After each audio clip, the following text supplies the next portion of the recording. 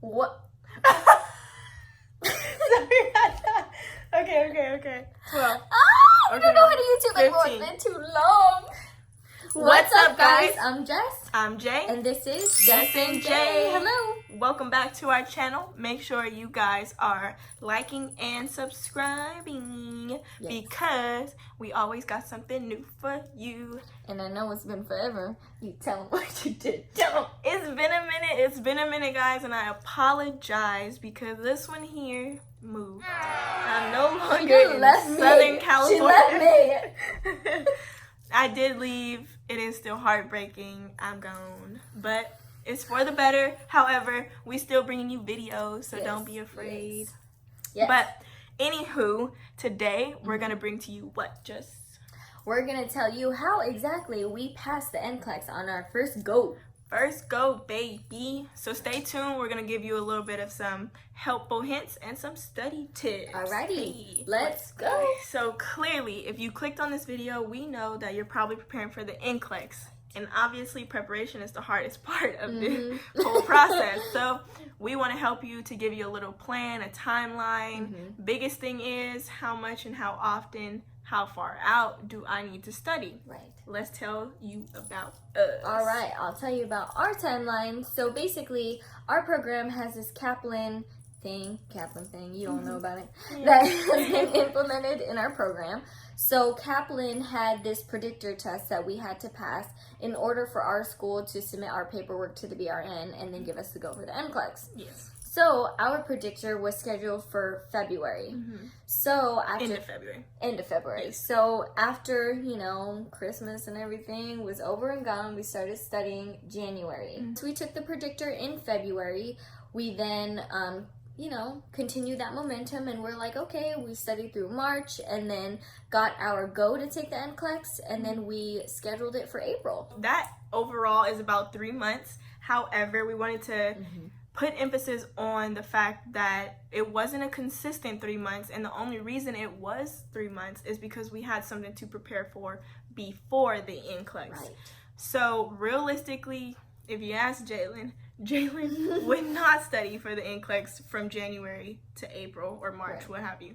I just think that's important because there's no way that you're going to study from January to March, into March, beginning, however you wanted to do it, every single day. Like, that's burnout times 10. We were over it by hours. Over it. And that's also important too. Like, you'll pick up and know your limits throughout, and once we got there, we knew, like, we don't want to see another question. Yeah, like, I'm ready. My brain is, like, literally gotten all the information it can get. I think I'm good, and now it's time to go. Right, but in the time being, we also were in our preceptorship 3 days a week, 12-hour shifts.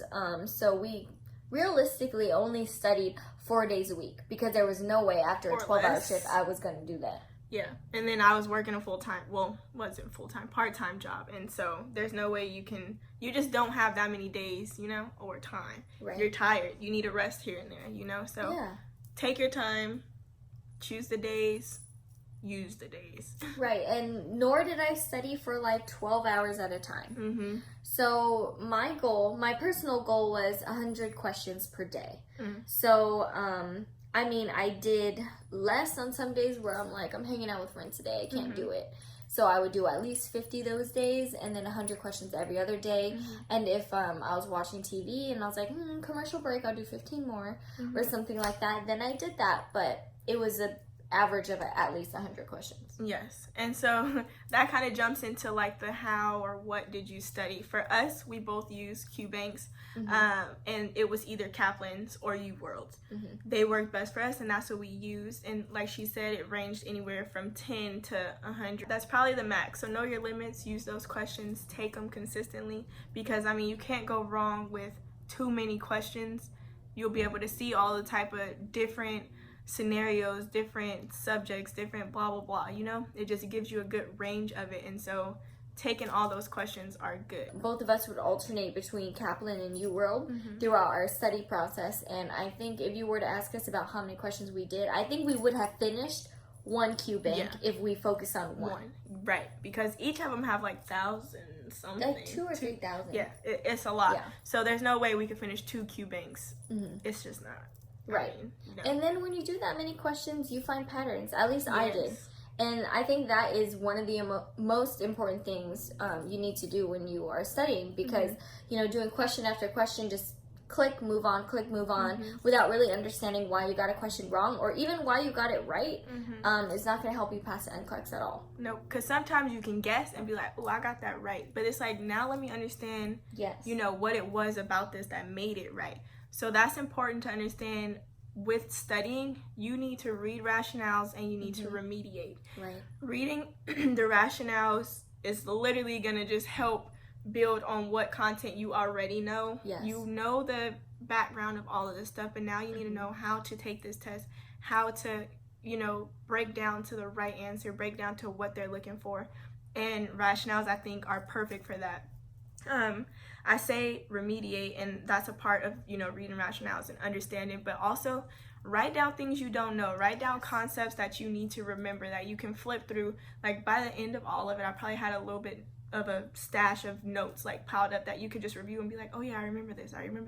And soon it just becomes like natural, like muscle memory. You're like, oh yeah, this goes with this, that is for this. And you know, you can just link so many different things together once you're able to pick up on the different patterns, like Jess said. So one is about antacids.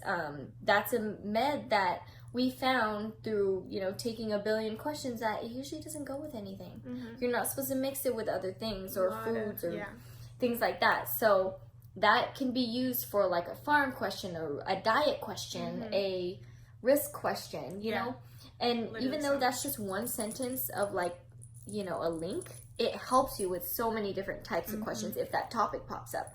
Another one I found was with depression meds. People who are depressed are, you know, they sleep a lot, they're sluggish, but once they take medication, then they have more energy. And a risk there is if they still want to commit suicide, they now have the energy to do so. And so that is, you know, that's definitely a risk question. That's a safety question. That could be a med question. So, you know, you can use those and pick up on them when you're reading different rationales. And how you pick up on them is also reading why choices are wrong.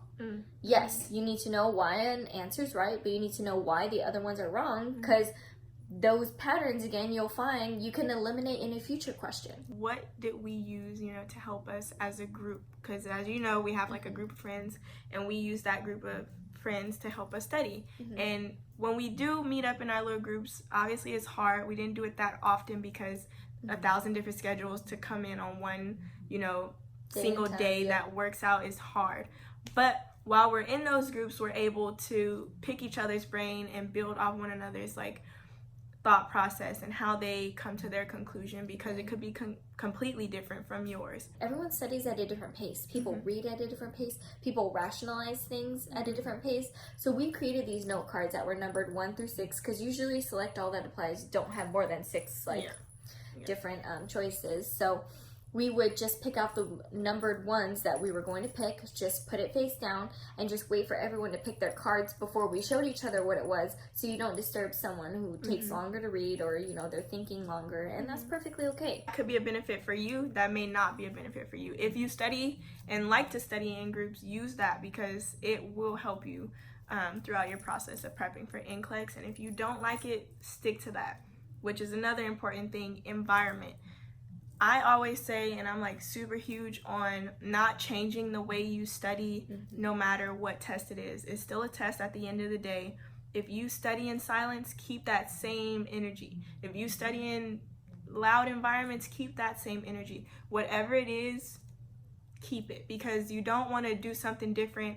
And then this is like the biggest test that you like really need to take. So now you switched up everything and it didn't benefit you in the end. The whole reason why this is important is because you've studied this hard to get here. So why drop the ball over environment and getting distracted? An important thing about this is your mentality studying through this whole thing. Like, be confident in your answer. Don't second guess. Just be right in your mind. Yes. You worked damn hard to get to where you are now. Yes. Don't let this test knock you down now. I know. And then I'm also going to say, if you don't pass your first time, is not the end of the world. It's not? No, because do you hear nurses talk to each other? Like, how many times did you take? Like, is our licensure any different? I know. Like, it's not. So if you don't pass your first time, it's okay. After the test, like, there's a sense of relief. So go out and enjoy that. Like, you're done. Celebrate. Yes, Period. and you're not going to know if you passed for, 48 hours, 48 something like hours. that. If you do the trick, go watch our last video. Yeah, go click our last video and figure out how to see if you possibly passed maybe like 3 hours after you took the NCLEX. Yes, guys, but hope you like this video. Make sure you guys are staying tuned, liking and subscribing. We're gonna continue to bring you stuff, although I may be a little distant, but I'm gonna be back. Stay tuned, guys. All right, until next time. Bye.